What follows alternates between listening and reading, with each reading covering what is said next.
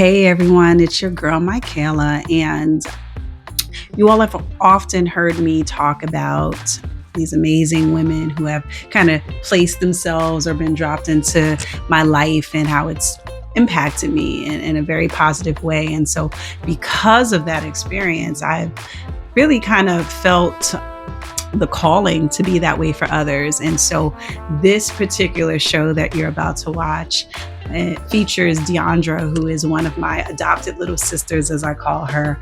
And we get into very intricate stories and details about parallel lives that we've ventured on. And it's a true joy in this conversation to really explore how she's maneuvered that and how she's really leaned on balance and community to get through some really tough times. And I can definitely connect with her on that. And I think you all will find it really compelling. So enjoy the show, and I'll catch you afterwards.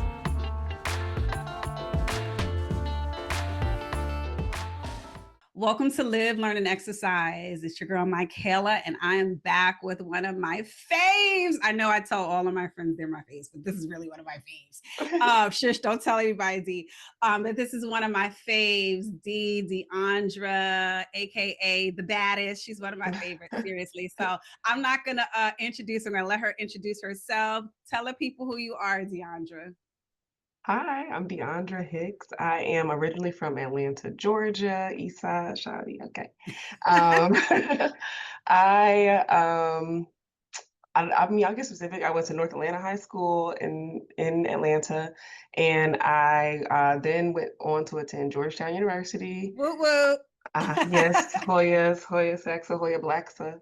Yes. Um, I majored in psychology there, minor in English and linguistics, was a campus leader in a lot of Black spaces on campus, danced for a little bit with Black movements, dance theater on campus, mentored and girl talk. I did the whole Georgetown experience thing. Shout outs to Alfreda. That's that's Yeah, our shout yes, out. Yes. exactly. I didn't realize you dance with I just learned something new about you. I didn't even realize that you dance with Black movements. Alfreda, The she's first two one of my years I favorite people did. too. We gotta get her on this show. Anyway, sorry, go Yeah, ahead.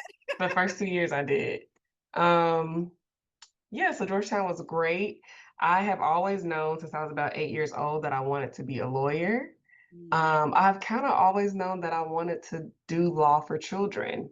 mm, Even from that same age, I think I had a drama teacher give me a book because I was talking too much in class, to read about a little boy who had some social work things going on, and that book kinda opened my mind up to, like, lawyering for children and social work. So, mm, that goal was in mind when I graduated Georgetown, but I had just done too much. I was like an overachiever undergrad. I needed a little break. So I became a paralegal at Covington and Burling, which is a big law firm worldwide. And I was doing work for big companies, a brand of law called products liability, where you mhm, just represent companies that make products against everyday people who sue them with when their products don't work as they think they should. Products can be automobile stuff to pharmaceutical stuff. That's basically what I did at Covington. And all the while, I was preparing to actually go to law school. So I was taking my little prep classes and stuff like that. And that's mhm. also this time period where I met Michaela. Hey. Um, and I got into pole fitness through her studio. That is a thread that has COVID kind of took a chunk out of that time, but that's a thread that's kind of run consistently for me since then. I got into a couple law schools, and the one that I chose to go to was Columbia Law School in the city of New York. That's the full name. Hey. Um, and that was great. It was a great community there at Columbia as well. Law school was hard. Mm, Law school came with its challenges more so in my personal life. My mom was diagnosed with cancer during my first 2 months of law school. And so I was flying back and forth from New York to Georgia a lot. My grades did suffer, but I needed to be there. I even considered dropping out, mm. but my mom didn't want me to do that. So I graduated law school. Well, yeah, we can fast forward. I graduated law school in 2020, the year Mhm. COVID hit. So I actually Wow. finished law school back at home in Georgia. By that Okay. time, my mom was cancer free. She became cancer free in May of my first year of law school. Oh, wow, great. Yeah, it was very fast. It was very fast. Good. But yeah, so I came home for a wedding that March, in Mhm. 2020, and Mhm. the following week was our spring break, and it was getting kinda crazy. People were dropping like flies in New York. Right. It was really starting to hit the country, and, Right. my family was like, "Just don't go back to New York, just wait it out." At that time, we all thought, "Okay, in 2 weeks, this will be over, like, our lives will be back to normal," That's and like I the pompousness of Americans. Like we yeah. we think this can't be true. Right, like, "Oh, 2 weeks, like, whatever, he'll be Mhm. fine." So I'm Mhm. like, "I don't have spring break plans, I was just gonna rest it up in New York anyway, let me stay here," and I ended up never going back until I had to move out of my apartment that Right. May. So, COVID brought a lot of transitions. The I had interned with a law firm in DC, Mhm. um, King& and Spalding, and that is where I was supposed to start working post law school. King& and Spalding is headquartered, they don't like to say that, but they are headquartered in Atlanta, and, Okay. they're like the big name firm here, the biggest, law firm kinda in the city, and especially because it's homegrown. So during that time period, they didn't know when we were gonna take the bar, and there was all this just everything was up in the air, so I asked could I be transferred to start in Atlanta. After 4 months of studying for the bar, we finally were able to sit for the bar exam, took it. Praise God, I passed on the first try Mhm. by the skin of Oh, my teeth, praise. okay? Praise. Praise be to God is gonna be the thread, I already know it. And, I started working at King& and Spalding. I did the same type of law I did at Covington, product liability, for about 4 years at that firm, and I recently about a year ago, I'm on my next week, I'll be have my 1-year anniversary at my new job. Okay. And now I do family law. So I'm finally back to what the original goal was as a child. I don't get to work with children as often as probably I envisioned back then, and but Mhm. I have a long career ahead of me, and I can be versatile. So, but right now I'm really liking what I do, and that's just kind of Got it. Well, that's a lot. And you saw me grab my pad. I started writing down notes because as you recounted your story, I started thinking of all the things. And so um, you were one of my video vixens too, not I vixen, but you were one of the was. video heads. So Diondra is worldwide. People from all over bought that video. And you were, I was so proud to have you. And I mean, I didn't actually put two and two together that you actually were the primary caregiver for your mom when she was going through her treatment. So Mhm. tell me, let's reflect on what that was like, caring for your Yeah, parent and, all the things. Tell me about that. yeah. So I'm a single child, Mm, and I was raised by a single mother. mm, Um, you know, Me and my mom over the years have had our ups and downs real bad. yeah. But at the end of the day, it's me and her. Like we have each Mm-hmm. other. There's no doubt at all ever in my mind the way my mom would drop everything, do anything, literally anything for me. Mm-hmm.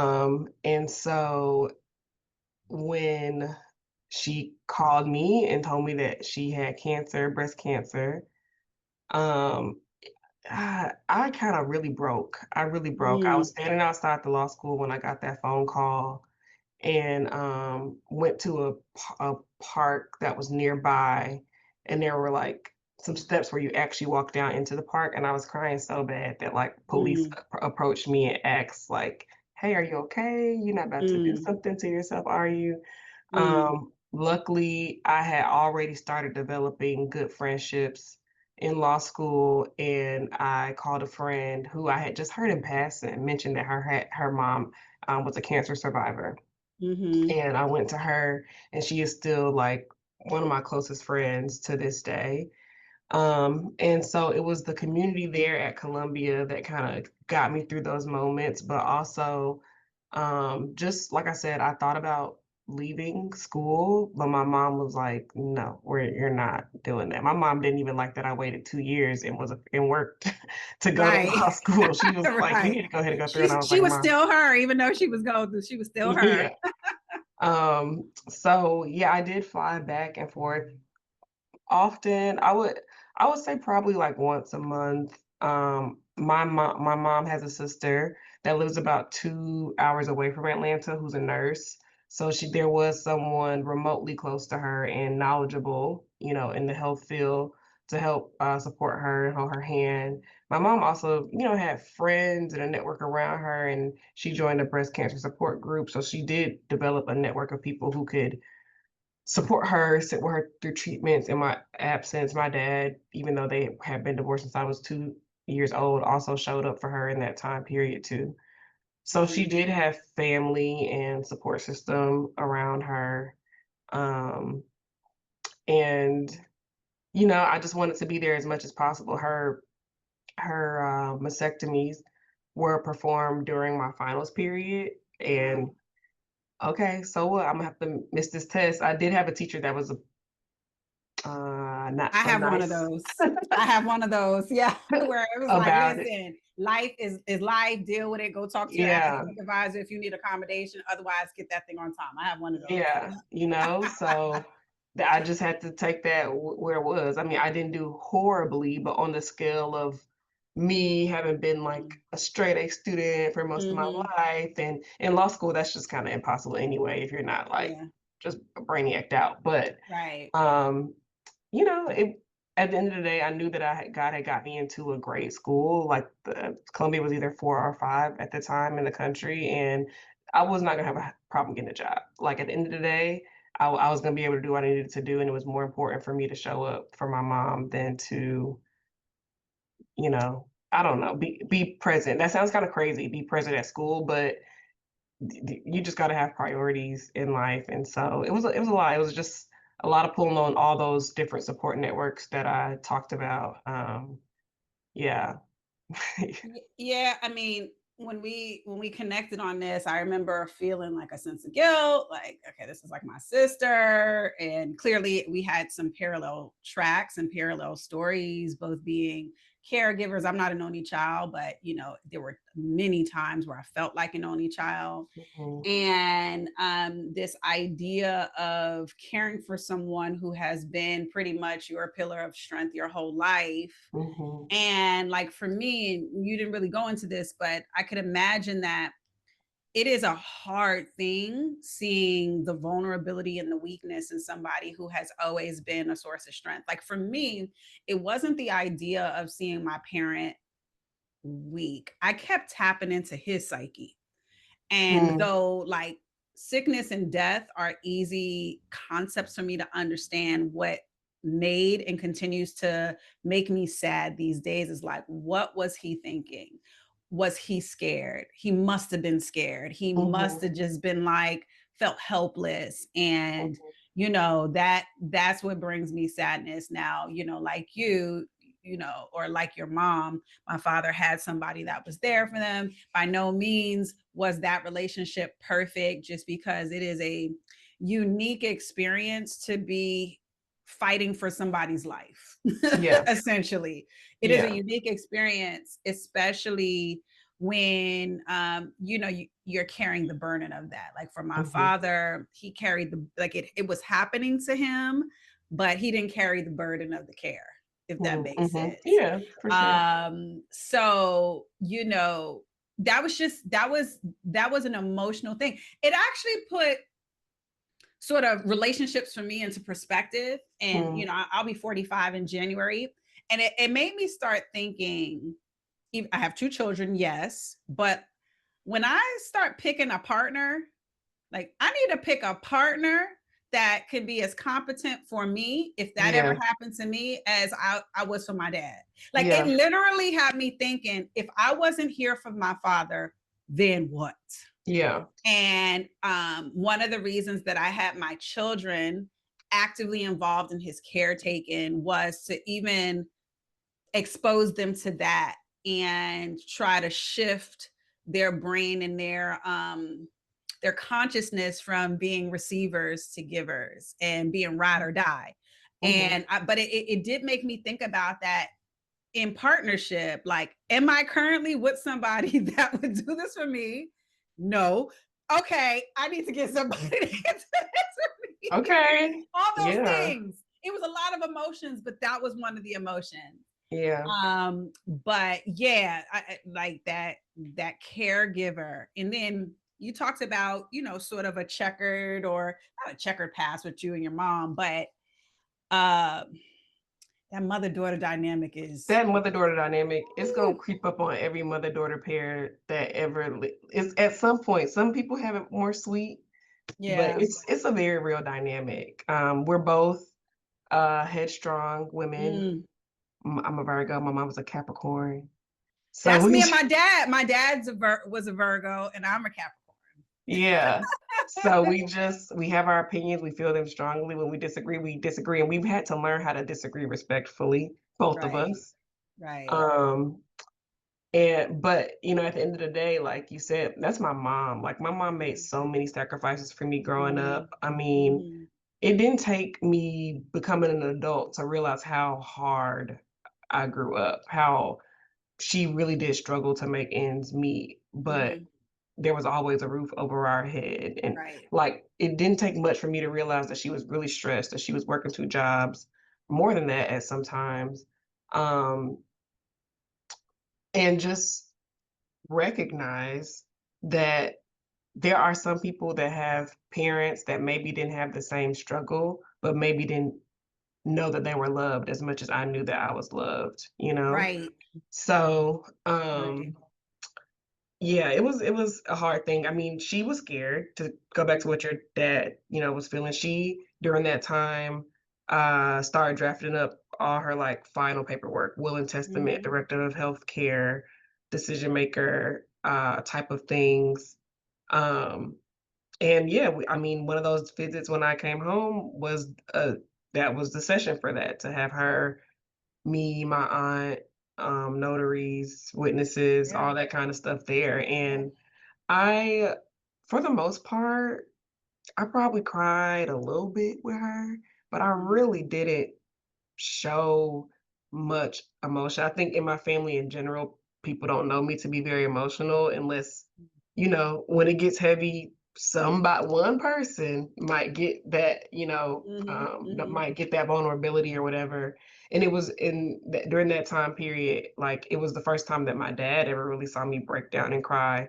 Right. One time where he was taking me to the airport after being home and just expressing like, this is a lot. Like, I'm trying to do school. I'm not doing that great. Like, and then I want to be here with my mom. I don't even want to go back to New York. Like, it was really hard, but again, I'm grateful we got through it, and all the things, like, that come with cancer, chemo, her losing her hair, and me Mm. encouraging her to still find beauty. "Just throw on some hoop earrings, girl, you got a cute little head," like, Right. and she was. I mean, honestly, there's this picture of her I took during that time period, and she was still just the most beautiful person, the most beautiful woman even without the hair, and, I just praise God that she is in remission now, Praise. and is still here.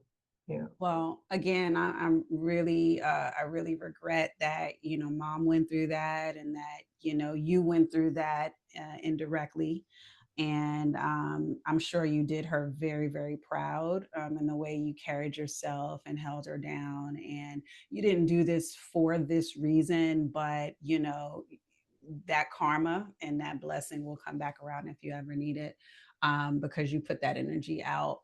I guess I'm curious as to what you learned about yourself during that Mhm. time, in any of the directions you want to go with that, academically, emotionally, whatever, culture. Like, what did you learn about Mhm. yourself going through that process with your mother and in school and all of that? I've never thought about this question before, but the word that comes to mind initially is just compartmentalizing.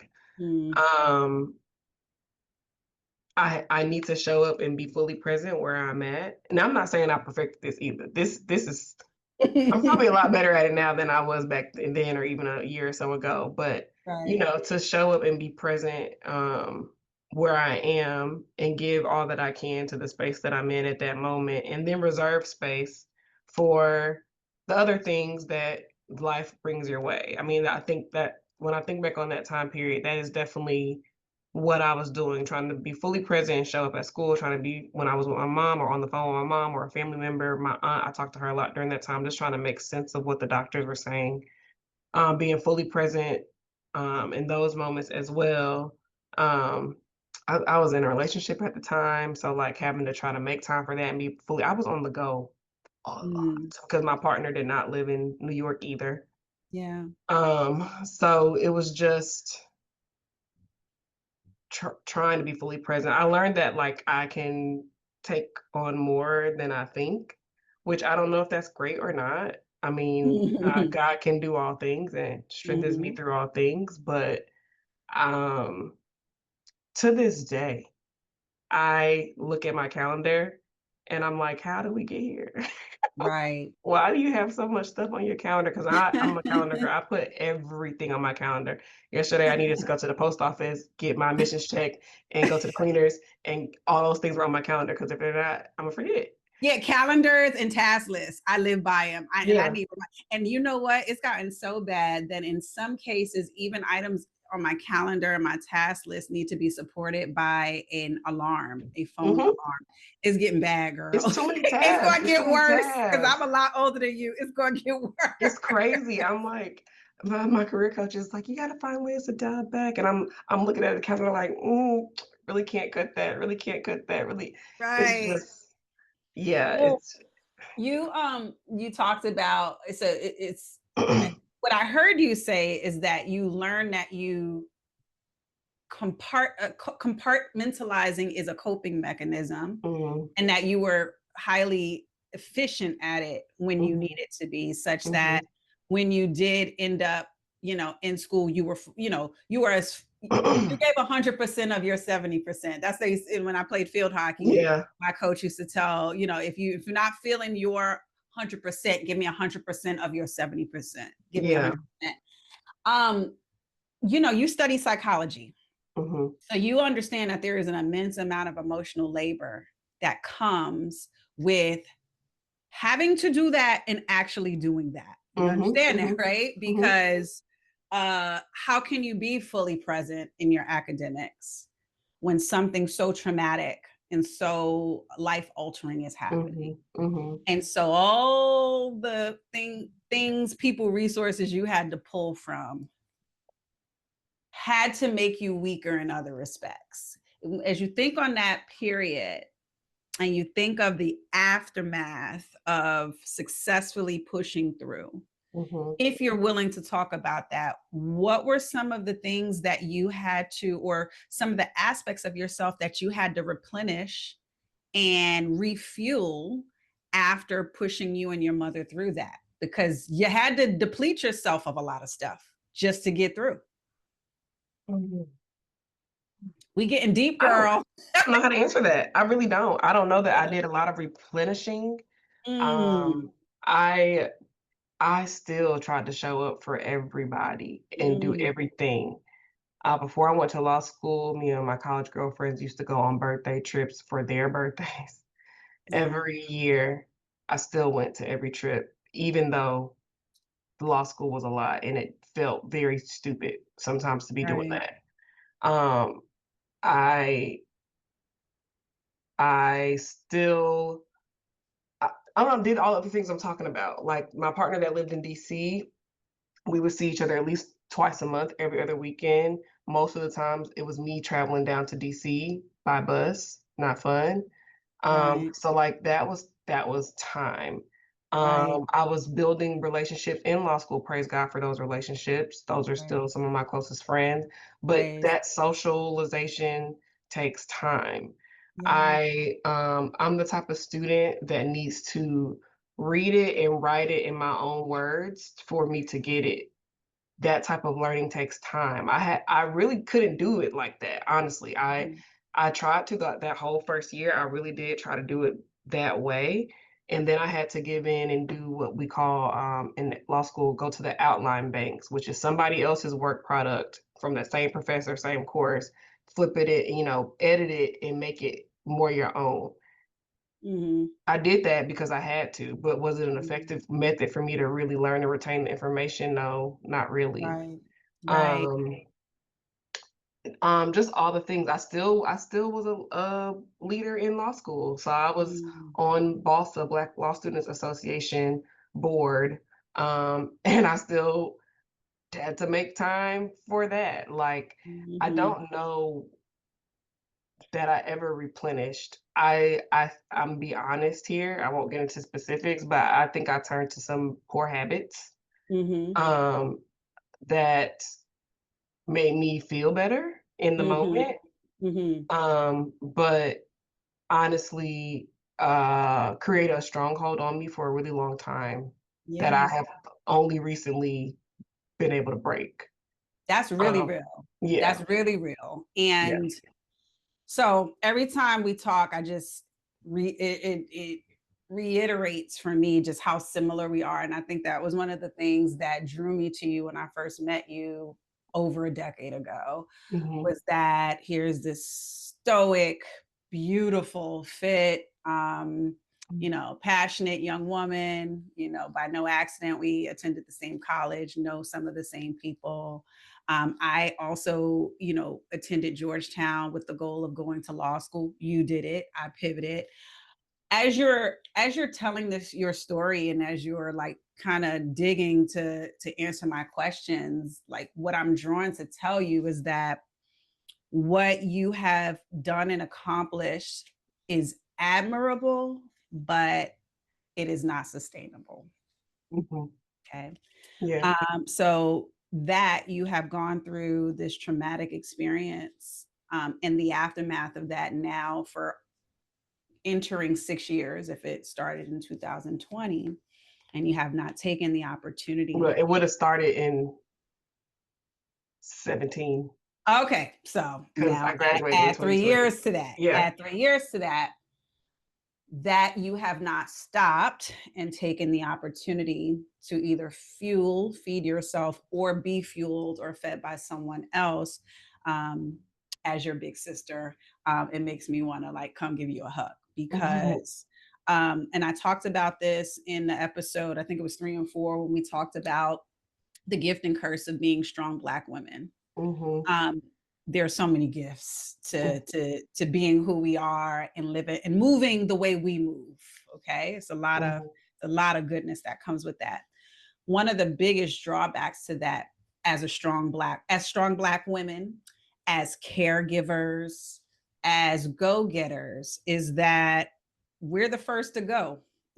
We're the first to go, and we're the first to go because we don't put ourselves in a position to ask for help, to show that we need help, to receive help.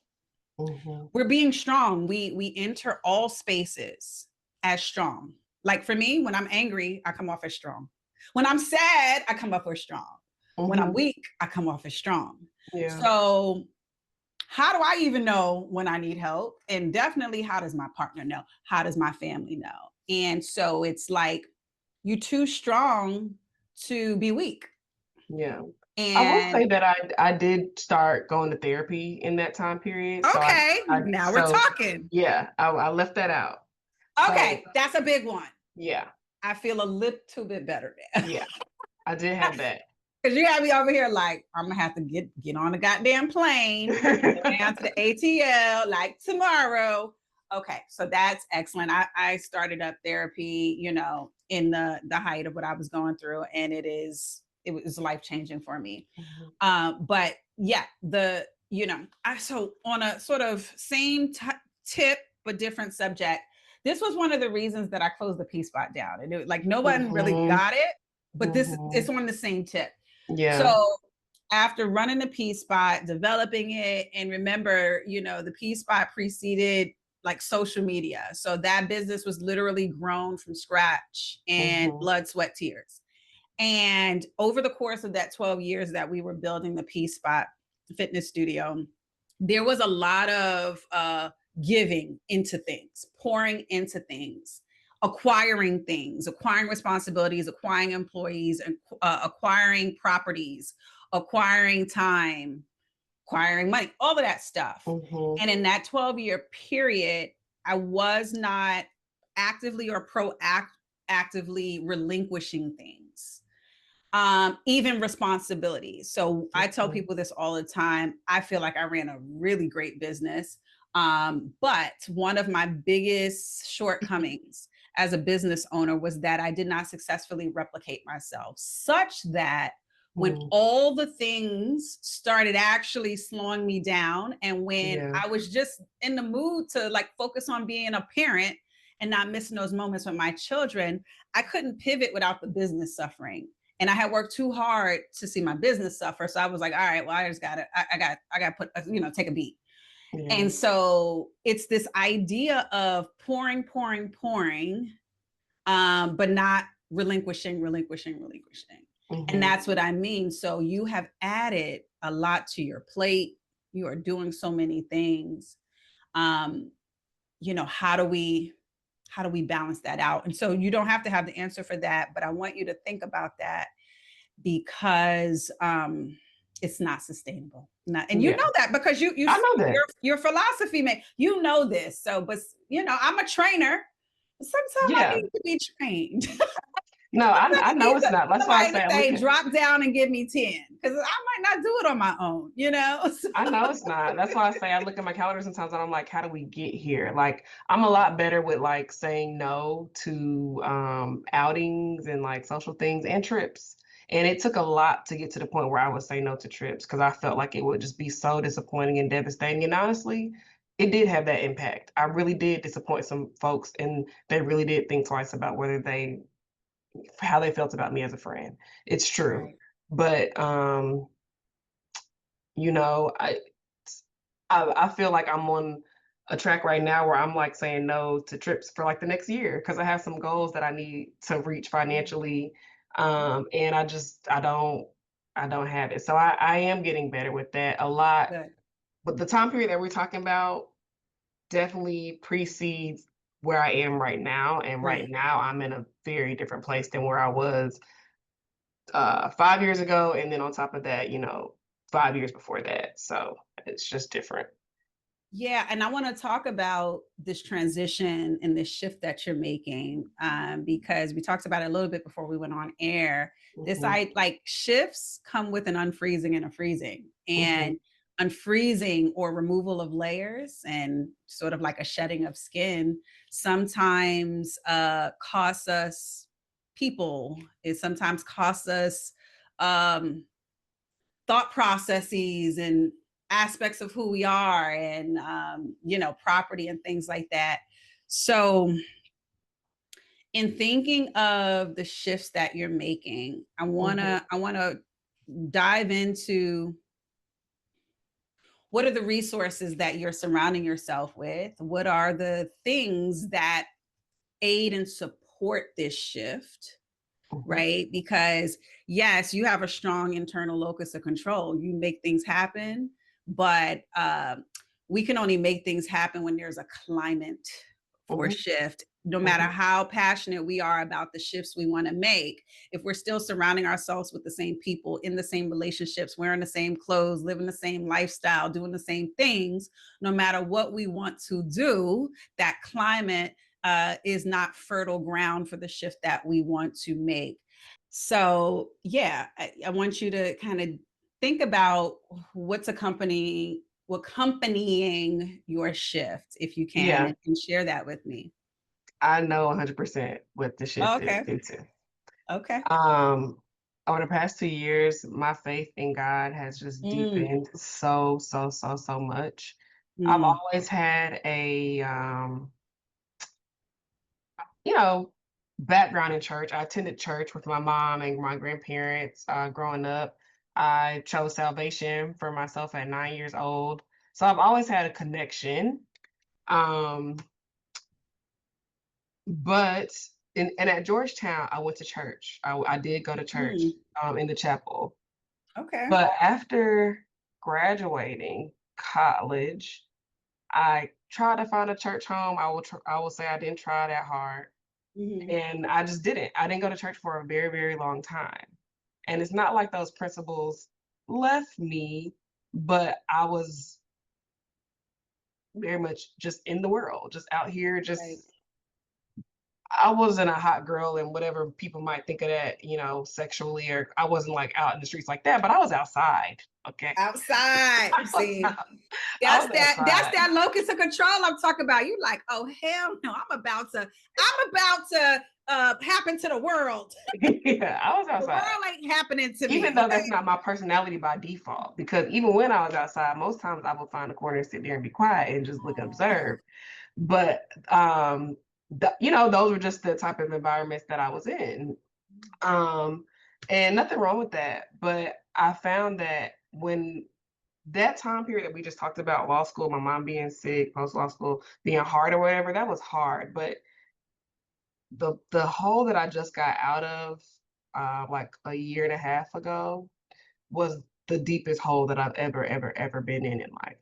And I had diagnoses, I don't mind sharing, of depression and anxiety Mm, that were severe.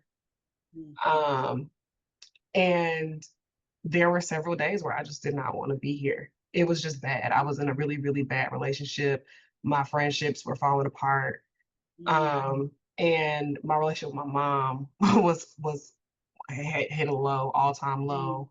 I was that job that I was at, my first job out of law school, took a lot out of me. A lot, mm. a lot. I mean, I was working, my parents would joke, it doesn't matter what time we call you, you're gonna be working, so I might as well just call you in the middle of the day. I mean, Mm, literally, I would be working from like 8 till 10 most days. Some days it'd be 12. If I was working on California time, it'd be 1 or 2. mm. You go to trial, you don't sleep. Literally, you work every single day. I just had, even as much as I was describing being pulled on before, I was being pulled on even more, and Right. still trying to show up for all the people in my life. And I did start dropping balls. I started dropping balls, honestly. I really did. That's to be expected. Yeah. How many Um, hands you supposed to have? You know what I'm you saying? know, and it just got to a really dismal point for me. I was in therapy at that time as well. And that's, how I got the diagnoses. But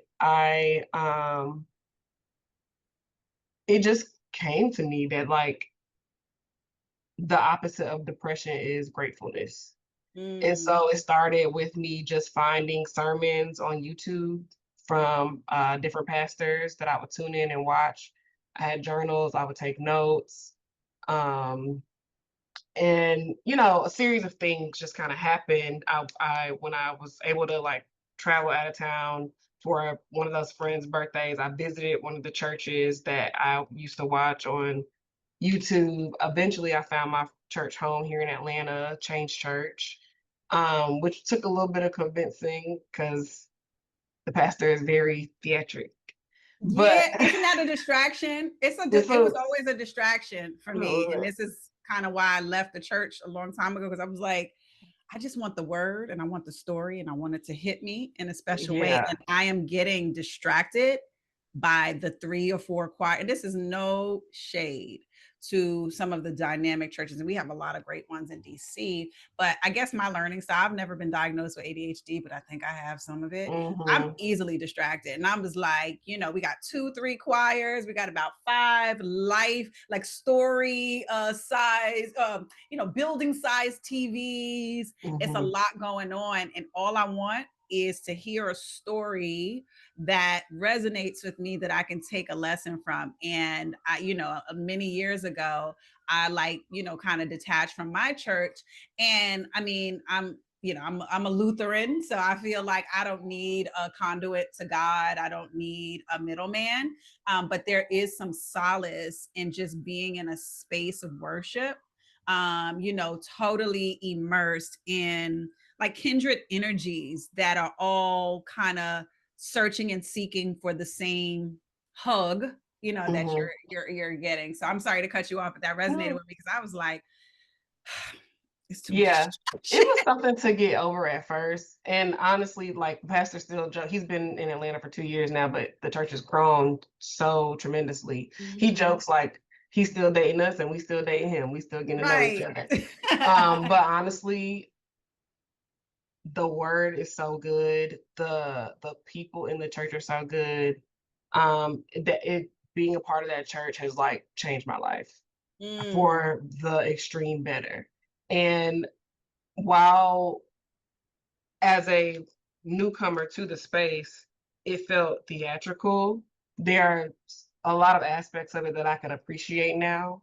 It has increased my ability to worship God in mm, a way that I was kind of uncomfortable with before. You know, right. in church, I wasn't one of the people who I could clap, but my hands was probably gonna be in my lap or Yeah. low if I was clapping. I wasn't Yeah. a hand lifter or a hand raiser Hmm. or a person who would sing out loud. But I'm all those things now, Yeah. unapologetically. And the pastor just we're literally in a series about worship right now and about the intentionality of it and about how it is one of God's love languages. And I just have been so well fed in this space. I am a uh, our children's church we call Next Gen. Mhm. So I'm a Sunday school teacher for that. I work with Oh, the fifth wow. graders. I know.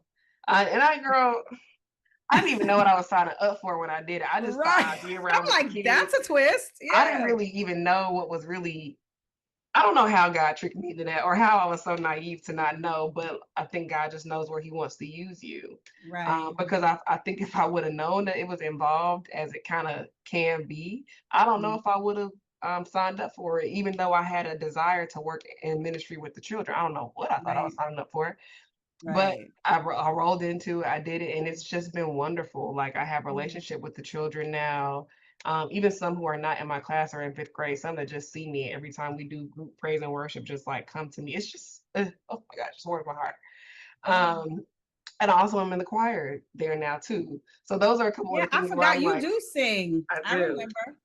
So Hmm. I look at my calendar and I'm like, "How did we get here?" But there's nothing that has I'm always it and it took a while for me to, like, be like, I'm always gonna put my church obligations before whatever, but, like, being in service to God in a church community is it just feels good. It just feels right, and I am honored to be able to do it and be a part of it.